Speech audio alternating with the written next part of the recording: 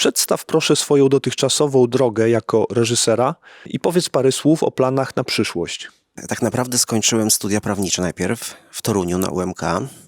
Później była szkoła filmowa w Łodzi, ale to była produkcja filmowa, studia podyplomowe, to nie była reżyseria. Zatem nigdy nie skończyłem żadnych studiów takich stricte artystycznych. No i gdzieś tam w międzyczasie oczywiście pracowałem w różnych miejscach, czy to przy filmie, przy reklamie, czy też w innych branżach. Natomiast w pewnym momencie coraz bardziej miałem taką potrzebę i chęć zrobienia własnego filmu. Oczywiście od krótkiego metrażu zacząłem i pierwszym filmem był Przystanek. Zdjęcia były realizowane w 2017 i początek 2018. Film miał premierę w 2019 i właściwie w 2019 miał sporo festiwali, zwłaszcza właśnie zagranicznych, i w 2020 też, jeszcze przed pandemią. Natomiast film tutaj, który jest w konkursie w Lublinie, Tramwaj, jest to mój drugi film jako reżysera. Jakie kino? No myślę, że tak naprawdę bardzo autorskie, ponieważ sam jestem autorem scenariuszy obu filmów. Jestem reżyserem, producentem. Jeszcze kilka innych właściwie funkcji pełniłem przy tych obu filmach. Jako że też filmy były realizowane w Grudziądzu, czyli w moim rodzinnym mieście, pomimo że mieszkam teraz w Warszawie od wielu lat, no to też było mi łatwiej oczywiście, ponieważ większość lokacji w zasadzie znałem jeszcze przed napisaniem nawet scenariusza, więc pisałem tak naprawdę z myślą o konkretnych miejscach, a nie odwrotnie, tak jak robi też część twórców. Oba filmy są czarno-białe, natomiast oczywiście to nie jest powiedziane, że kolejne będą takie.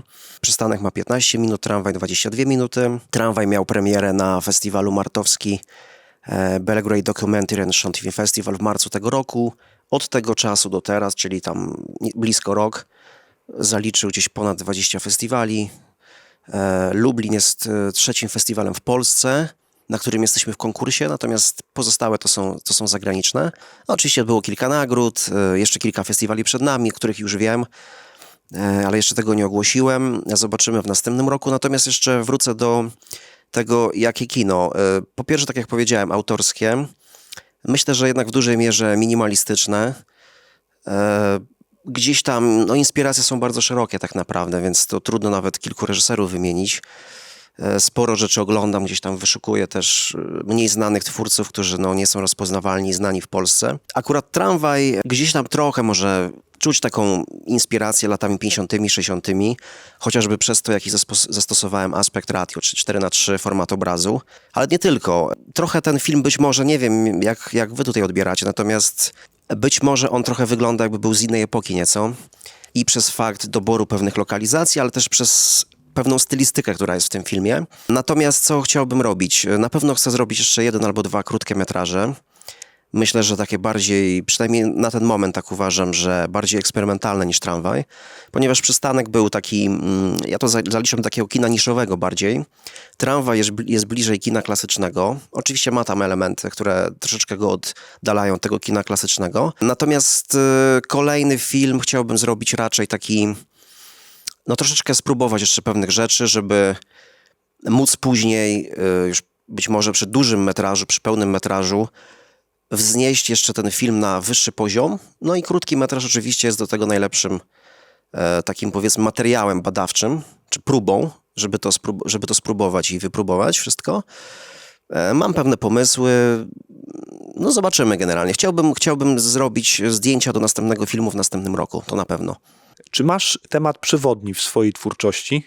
Myślę, że kilka może być takich tematów tak naprawdę. Na pewno tak jak w pierwszym filmie właśnie w Przystanku, to było przejście, czyli proces inicjacji z jednej strony, czyli z wieku powiedzmy młodzieńczego do dorosłego.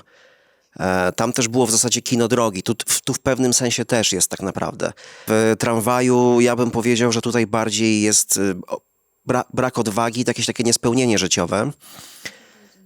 Z tych filmów, które gdzieś mam już w głowie, jakichś kolejnych tematów, to na pewno jest gdzieś tam powrót do przeszłości. To zawsze mnie jakoś fascynowało, interesowało, po prostu też wynika to może z osobowości mojej. Powrót do przeszłości, wstępowanie w pewne stare ślady, w stare miejsca, jakaś taka, nie wiem, retrospekcja swojego życia i generalnie porównanie to na przykład ze stanem obecnym. Myślę, że to są takie najważniejsze tematy przewodnie, takie idee, które gdzieś tam w tych filmach się będą pojawiać. Czemu ma służyć to powracanie do przeszłości? Powrót do przeszłości, no jest to wiadomo, jest to gdzieś tam, trochę też we mnie są takie powroty często.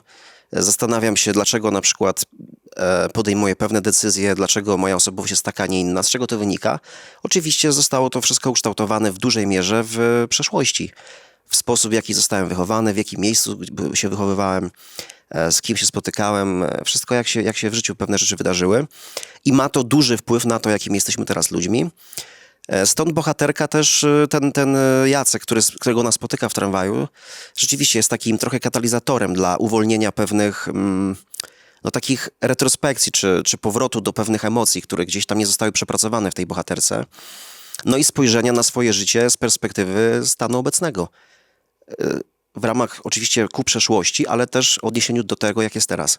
Generalnie ten film jest też czarno-biały, tak jak pierwszy, dlatego że chciałem całkowicie wykluczyć wszystkie inne rzeczy, chociażby kolory, które mogą odciągać uwagę od tematu zasadniczego dla mnie. No kolory, wiadomo, tramwaj byłby czerwony, wszyscy by się zastanawiali, a dlaczego nie zielony i tak dalej, więc chciałem takich rzeczy uniknąć. Chciałem zrobić film surowy, pomimo że on jest, tak jak powiedziałem, bliżej kina klasycznego, jednak surowy, minimalistyczny, odarty z jakichś tam niepotrzebnych rzeczy. Przystanek był jeszcze bardziej minimalistyczny akurat, tak żeby widzowie mogli się w jakimś tam stopniu skoncentrować na tym, co dla mnie jest jakby też ideą i poczuć jakby ten stan emocjonalny bohaterki. Tutaj akurat, tak jak powiedziałem, zastosowaliśmy też inny aspekt ratio w tym filmie. Kim jest teraz twoja bohaterka, a kim chciałaby być? Myślę, że tak naprawdę ją cechuje generalnie niespełnienie i brak odwagi. Chociażby proszę zwrócić uwagę na tę scenę w kawiarni na rynku, gdzie siedzi dwoje młodych ludzi i to są w pewnym sensie odpowiednicy naszej bohaterki i tego faceta z tramwaju. On wyjechał w pewnym momencie, czyli tak naprawdę podjął decyzję o wykonaniu pewnego kroku, tak jak chociażby, tutaj może dobry przykład, w filmie Felliniego, który oczywiście nie ma nic wspólnego jakby z moim filmem, ale w filmie Felliniego Wałkonie, jeden z bohaterów też ostatecznie wsiada do pociągu i odjeżdża. Jej kiedyś zabrakło tej odwagi, stąd jest jak jest w tej chwili, ale te rzeczy gdzieś tam wychodzą tak czy siak. W pewnym momencie oczywiście musi być odpowiednia okoliczność, odpowiedni impuls, natomiast one gdzieś tam wychodzą, ponieważ to nie jest tak, że ktoś o czymś w pewnym sensie marzył, tak? Czy chciał pewne rzeczy zrobić, zabrakło mu odwagi lub z innych powodów tego nie zrobił i to zostało całkowicie zapomniane. To jest gdzieś tam na dnie tej, powiedzmy, psychiki, czy gdzieś tam umysłu, serca, no i pojawia się impuls, ona do tego wraca.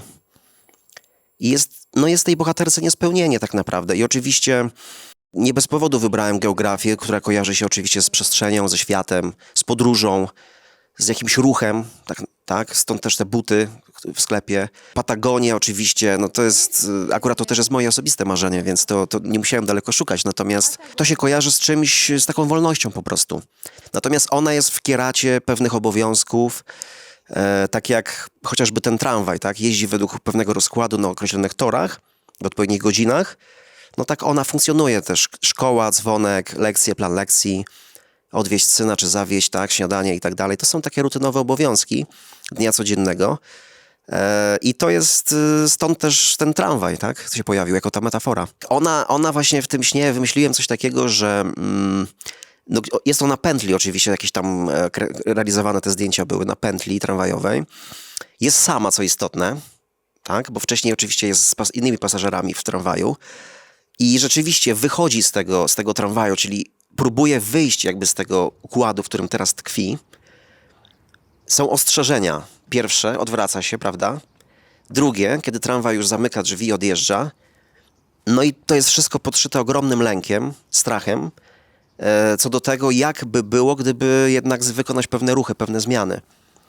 Ta dzikość, gdzieś tam te ambienty, tak, w sferze dźwiękowej powiedzmy, no jest to w jakimś tam stopniu koszmar jej senny jednak. Gdzieś tam, no być może z jakiejś psychoanalizy podszyty, taki, no jest tam dużo po prostu strachu i lęku tej bohaterce. Żeby zrobić cokolwiek, co mogłoby zmienić jej życie, ponieważ droga jest nieznana, tam jest dzikość. Nie wiadomo, co będzie, dokąd to doprowadzi. Wróćmy do Grudziądza. Jak ci się pracowało w twoim mieście? Jak pracowałeś w zajezdni tramwajowej? Jak się kręciło film w tramwaju? Generalnie z tym Grudziądzem to też się wiąże trochę taka historia. że jest najmniejszym miastem w Polsce, które ma po pierwsze linię tramwajową. Linia tramwajowa jest bardzo malownicza, oczywiście zachowując pewne proporcje. Ona przypomina tę w Lizbonie. Często są wąskie uliczki, taka troszeczkę klaustrofobia jest.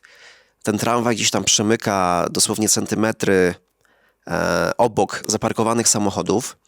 To też ma swoje walory oczywiście estetyczne i gdzieś tam w zdjęciach to widać, mam taką nadzieję. No to były trudne zdjęcia oczywiście, ponieważ tramwaj, wiadomo, nie jest to pojazd, który można łatwo zawrócić, musieliśmy się często dostosować. Miasto Grudziądz bardzo nam pomogło w sensie realizacji tego filmu, za co im bardzo dziękuję jeszcze raz. A było ciepło, gorąco właściwie wtedy, bo to był sierpień w 2020, pandemia, 6 dni zdjęciowych. Grudziądz pełni trochę roli do tej pory, taką rolę troszeczkę tak jak. Oczywiście nie chcę tutaj się porównywać, ale jak Liège chociażby u braci Dardenne, oni też umieszczają akcje swoich filmów w tym mieście, z którego są, tak naprawdę pochodzą i znają je doskonale.